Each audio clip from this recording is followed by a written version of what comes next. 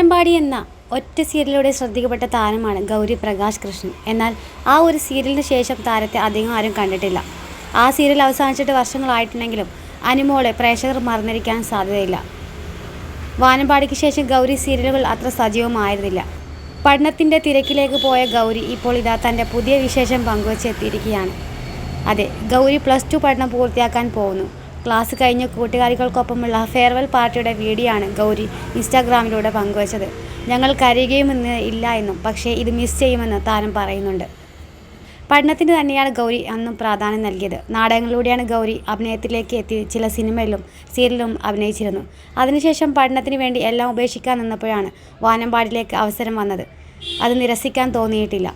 വാനമ്പാടിക്ക് ശേഷം സീരിയലിൽ നിന്ന് മാറി നിന്നെങ്കിൽ ഇടയ്ക്ക് റാണി എന്ന സിനിമയിൽ ഗൗരി അഭിനയിച്ചിരുന്നു. ഗൗരിയുടെ അച്ഛനും അമ്മയും ഗാനഭൂഷണം നേടിയവരാണ്. പ്രശസ്ത ഗിറ്റാറിസ്റ്റും സംഗീതജ്ഞനുമാണ് ഗൗരിയുടെ അച്ഛൻ പ്രകാശ് കൃഷ്ണൻ.